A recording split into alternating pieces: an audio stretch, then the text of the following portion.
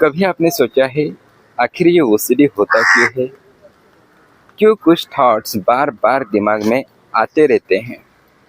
Hey guys, good morning. Today is our day 76 और आज हम समझेंगे ये ओसीडी होता क्यों है और इसके कॉजेस क्या होते हैं। अक्सर थेरेपी रूम में भी ये सवाल पूछा जाता है कि आखिर ये क्यों होता है। तो समझिए दोस्तों, ओसीडी किसी एक ही रीजन से नहीं होता। इससे कई फैक्टर्स मिलकर ओसीडी डेवलप करते हैं। मल्टीपल फैक्टर्स रीजनेबल रहते हैं, तो आज हम उन्हें ही समझते हैं, जिसमें सबसे पहला आता है ब्रेन केमिस्ट्री यानी केमिकल लोचा।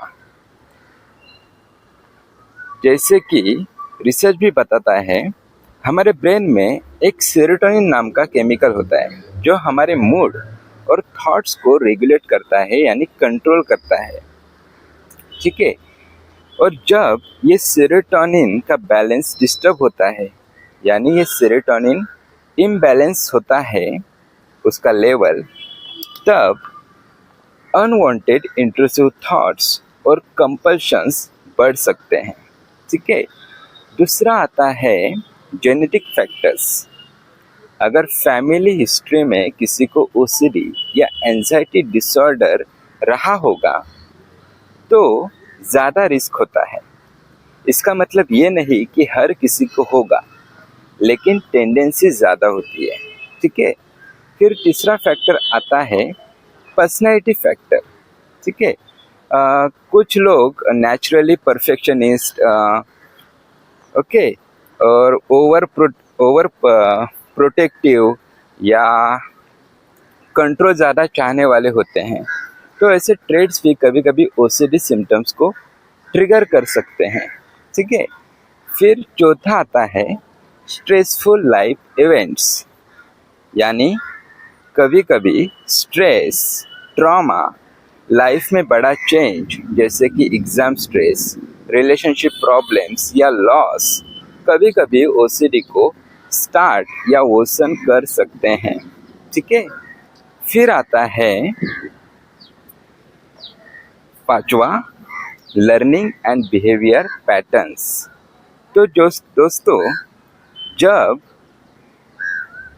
इंट्रूसिव थॉट आते हैं और कोई इंसान कंपल्शन करता है, ठीक है, तो क्या हो, जैसे कि बार बार चेक करना, तो टेम्परेरी एंजाइटी रिड्यूस होती है, कम होती है, लेकिन इससे हमारा ब्रेन ये सीखता है कि कंपल्शन करना ही रिलीफ पाने का एक तरीका है। ठीक है, जिसकी वजह से ब्रेन में वो पैटर्न बन जाता है और रिपीटेटिवली एक्शंस की वजह से वो पैटर्न और स्ट्रॉन्ग बनते जाता है और बाद में वो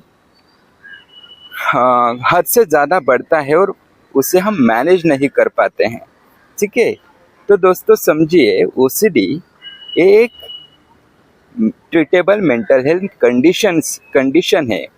अगर सही थेरेपी और सपोर्ट से, स्पेशली सीबीटी और ईआरपी जैसे थेरेपी काफ़ी अच्छे से वर्क करते हैं और बेटर रिजल्ट भी देते हैं, तो ये आपकी लाइफ में बदलाव ला सकते हैं, मैनेजेबल कर सकते हैं और आप अच्छे तरीके से अपने लाइफ जी सकते हैं और इसका ट्रीटमेंट पॉसिबल है। कई बार अगर ये इसका लेवल होता है माइल्ड, मॉडरेट, सीवियर, अगर सीवियर लेवल तक अगर आता है तो मेडिकेशंस भी हम ले सकते हैं और मेडिकेशन से ये जो सेरोटोनिन जो मैंने कहा उसका लेवल एक सर्टेन लेवल तक ये लाता है, जिसकी वजह से भी ये थॉट्स और मूड कंट्रोल में रहते हैं, कंपल्शंस कंट्रोल में आते हैं, ऑब्सेशंस कंट्रोल में आते हैं। ठीक है, और अगर आपको ये जानकारी काफ़ी हेल्पफुल लगी हो तो इससे शेयर कीजिए ताकि ज़्यादा लोगों तक अवेयरनेस पहुंच सके।